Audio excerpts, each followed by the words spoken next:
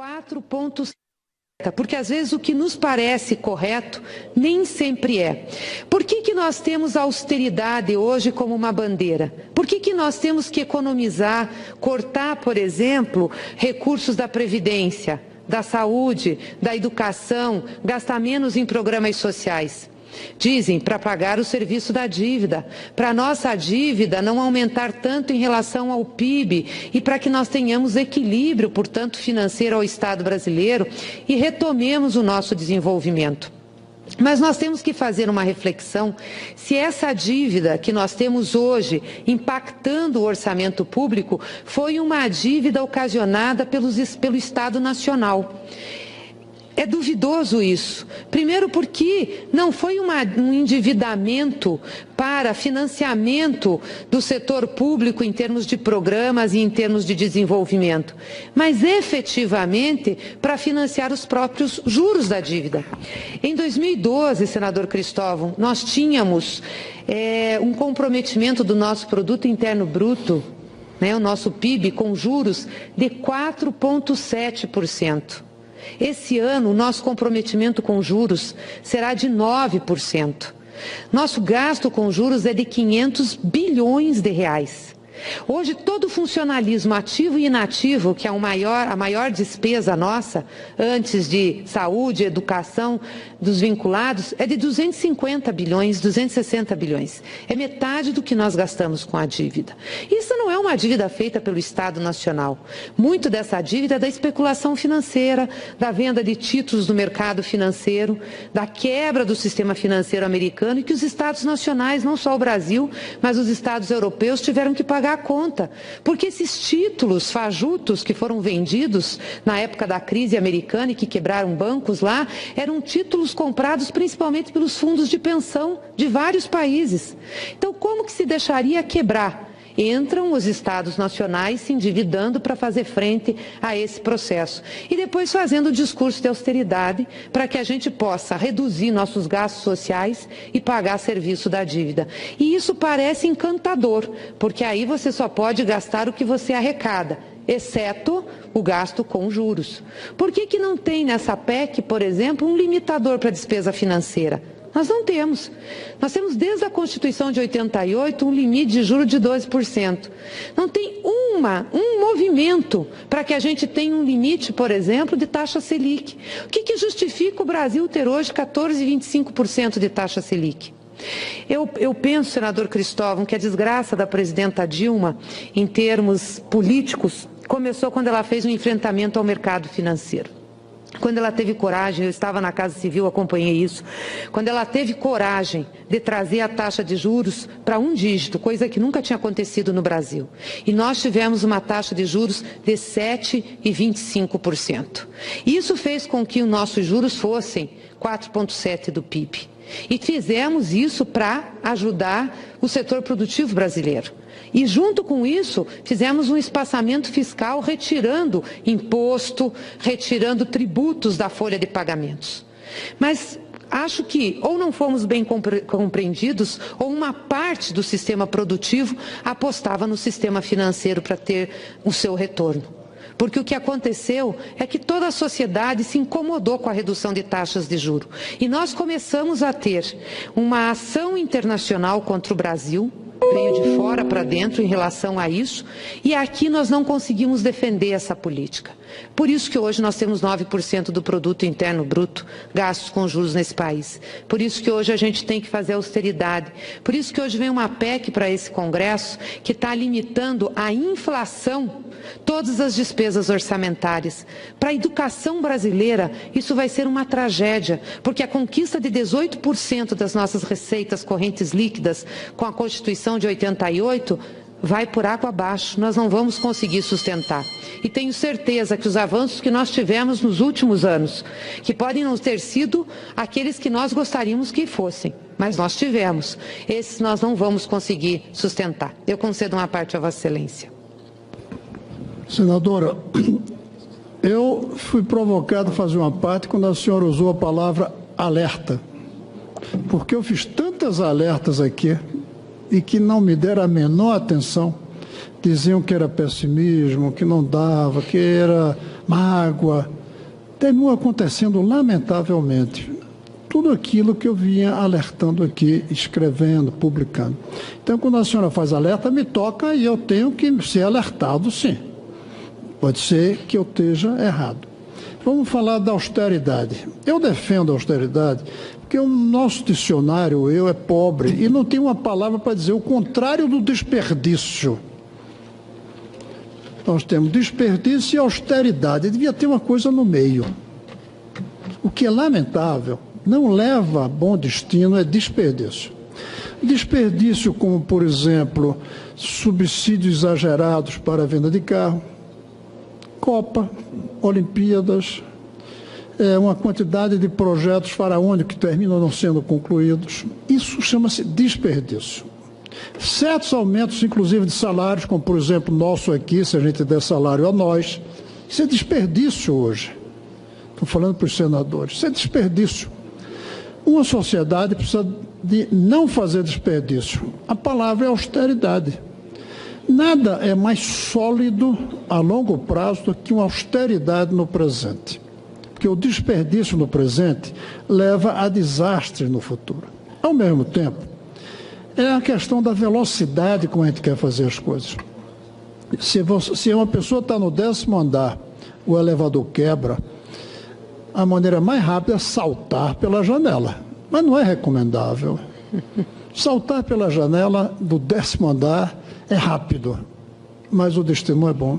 É isso que a gente tentou algumas vezes na economia brasileira, o salto do 10º andar. Eu, sinceramente, com todo respeito, critico o próprio Juscelino Kubitschek com a ideia de 50 anos em 5. É impossível uma economia crescer 50 anos em 5 sem dívida, sem inflação, sem vícios, sem quebra do equilíbrio ecológico, e é o que terminou acontecendo no Brasil. Se a gente tivesse investido com mais cuidado, por exemplo, em educação, lá nos anos 50, a taxa de crescimento seria menor, mas o Brasil seria mais sólido hoje. Como os economistas gostam de dizer, mais robusto. Agora a dívida e os juros. Eu acho que juro devia ser 0, mas não é possível. Se a gente baixa os juros, diminui a poupança das pessoas, porque a gente poupa para ter juros. Eu não falo o juro que o banco cobra, eu falo o juro que a gente recebe, mas naquela poupança está todo mundo tirando dinheiro. Que é muito menor do que o que o banco cobra. Porque é muito pequeno o juro. Pois é. Mas se aumentar o juro da queda de poupança que a gente põe, os bancos vão aumentar. Outra coisa, e longe de mim defender banco, eu acho que banco é um desastre, mas a gente precisa dele na economia. Porque quantas pessoas podem comprar o que precisam sem recorrer ao banco? Eu não consigo comprar, quando precisei comprar meu apartamento, sem recorrer a um banco, no caso a Caixa Econômica. Mesmo carro, mesmo quem não compra carro zero, eu não compro, raramente pode comprar sem financiamento. Agora, quando a gente compra um carro no banco, senador Paim, eu recomendo que pague, porque se não pagar, tomam. Um país é mais ou menos parecido no mundo global. Se a gente não paga essa dívida maldita que nós contraímos, porque banco raramente impõe você se endividar. É você que vai no banco pedir a dívida. É uma coisa engraçada. Quando alguém vai a um banco, senador Egolf, pede um financiamento e o banco não dá, a gente fica com raiva, porque o banco não deu. Quando a gente depois vai ter que pagar, a gente fica com raiva, porque está tendo de pagar. Se alguém compra um carro, eu recomendo que pague ao banco, porque senão tomam. Um país, não vão tomar a Amazônia, mas um país, os bancos, se a gente não paga, eles mandam o dinheiro embora. Os que têm dinheiro preferem investir no exterior. A taxa de juros, em parte, é para atrair capital de um país que precisa de capital de fora e que precisa de poupança, e nós não poupamos os brasileiros. O Brasil, e acho que esse foi um erro do governo Dilma, e isso foi positivo do ponto de vista de não deixar que aqui chegasse a crise, mas em compensação acho que foi negativo o incentivo ao consumo. Havia um incentivo, compre, compre, compre, compre, compre, na cabeça das pessoas. Compre, compre, compre, compre. É o mesmo que dizer, se endivide, se endivide, se endivide, se endivide. E dizer se endivide, se endivide, se endivide, é o mesmo que dizer aumente o juro, aumente o juro, aumente os juros. a solução para a taxa de juros alta não pode ser um decreto. E a presidente Dilma, quando ela voltou atrás da taxa de juros que ela baixou, não foi porque ela quis, é porque a realidade exigiu. É como qualquer mercadoria, quando falta feijão, o preço sobe. A mesma coisa acontece com a mercadoria dinheiro. Quando falta, o juro sobe, que é o preço que a gente paga pelo capital. 13 anos de governo progressista, de esquerda, a taxa de juros não caiu. Não foi por maldade do presidente Lula, nem da presidente Dilma. É porque a realidade não permitiu. E ela tentou, que os outros não tentaram. E ela tentou, não só trouxe problemas da inflação, trouxe. As pessoas dizem, não, mas a inflação não é de demanda. Quando baixou o juro, a inflação veio. Como também caiu a poupança. Então, eu hoje estou convencido, senadora, que nós, eu creio que eu posso dizer, nós de esquerda, eu continuo me considerando, nós somos de esquerda na distribuição, não na produção. Eu estou convencido que a produção, ela não depende mais quase de ideologia, de posição política, de partido. O lugar do discurso progressista é quanto a gente tira da produção de renda para o Estado e como é que a gente distribui o dinheiro do Estado. Mas o quanto produzir e o como produzir, cada vez a gente tem menos poder. Com a globalização, com o avanço técnico. Nós estamos amarradinhos. Os bancos funcionam. Quando eu vejo alguém de baixo juros, eu digo, você trata muito bem os banqueiros. Para mim, os bancos sequestraram. Nós nos desendividamos tanto que eles puderam nos sequestrar. E quando você lida com sequestrador, é melhor pagar o resgate. A não ser que você tenha força de tomar a arma dele e dizer, não vou pagar nada. Aí seria o caso, como fez Pompidou, nos anos 80, de estatizar o sistema financeiro. Mas a globalização permitia isso. Hoje não permitiria. Nenhum país fica isolado. Veja a Inglaterra, que agora decidiu sair da União. Veja o pânico que está acontecendo só porque saiu da União Europeia. Não estatizou nada, não mudou nada, tudo igual. Mas só o fato de sair daquela amarra global fez isso. Esse é um debate que, lamentavelmente, a gente não tem tido aqui, porque a gente fica muito no aspecto imediato, conjuntural. As regras da economia, eu acho que hoje, cada vez mais, tem uma rigidez que não deixa aqui a gente muito espaço para isso. É técnico, é basicamente técnico. Agora, quanto a gente pega dessa produção e leva para o governo, e quem é que recebe, isso é que é o bom lugar do debate. E aí, a ideia de limite nos gastos, eu acho que é positiva no total. Mas isso não quer dizer que a educação vai perder. A educação vai perder se nós formos frouxos aqui, fracos aqui, não tivermos força para tirar de outro lugar para a educação, para a saúde, para onde for. É claro que cada vez temos menos liberdade para isso. Mas se a gente quiser, tem.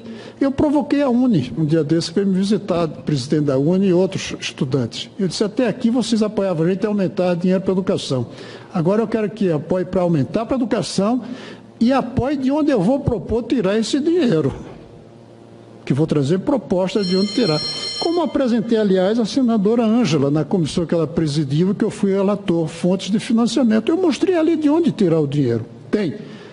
Agora, vai ser difícil convencer as pessoas. Mas ou a gente convence ou gasta mais do que pode.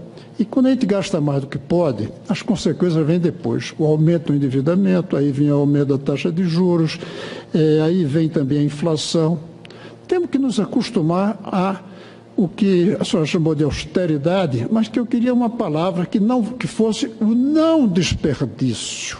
O Brasil é um país de desperdício. E isso é o que está nos comprometendo hoje em dia. Tudo mais, eu acho, é consequência do imenso desperdício que a gente fez ao longo de décadas e décadas e décadas. Não vamos botar culpa no governo Dilma, Lula, até porque Lula, no começo do seu primeiro mandato, sobretudo, foi um governo extremamente responsável, sério, e eu vou dizer mais, e austero. austero no sentido positivo. O Palocci e o Meirelles, eles conduziram isso aqui com uma responsabilidade raramente vista no Brasil. E funcionou bem. Funcionou bem. Pode dizer, mas foram os preços das commodities. Mas se não fosse aquela responsabilidade, o dinheiro das commodities tinha ido embora rápido. Como foi no Rio de Janeiro, os royalties do petróleo. O petróleo está pagando preço. O Rio de Janeiro está pagando preço. Desculpe, senador, está tomando tanto tempo, mas somos tão poucos aqui. A meu ver, o Rio de Janeiro está pagando um preço da maldição do excesso de dinheiro dos royalties do petróleo, que Furtado, nosso grande mestre, chamava de maldição do petróleo. O petróleo traz tanto dinheiro, que é o que acontece na Venezuela, que se gasta demais. O Rio, com os royalties, e algumas cidades mais que outras, começaram a gastar tanto. Aumenta a aposentadoria, aumenta salário, faz estrada, faz isso, faz Olimpíadas. Aí chega um tempo que o preço cai. E cai, o preço ia cair, até porque se não cair, acaba um dia o petróleo. Eles não se prepararam com a austeridade necessária para o futuro. Preferiram fazer o desperdício no presente. E agora estão nessa situação e nos enredando todos nessa situação. Mas eu fico contente da gente poder ter esse diálogo aqui nessa quinta-feira. A gente devia aprofundar esse diálogo, sabe? É isso que vai definir o Brasil que a gente vai deixar para as nossas gerações futuras. Um Brasil de desperdício hoje, ou um Brasil que é austero hoje para ter solidez amanhã. Agradeço, senador Cristóvão, sempre muito importantes suas colocações. Eu gostaria muito de concordar com Vossa Excelência sobre a simplicidade das relações econômicas de um cidadão com um banco de um país com um sistema financeiro globalizado.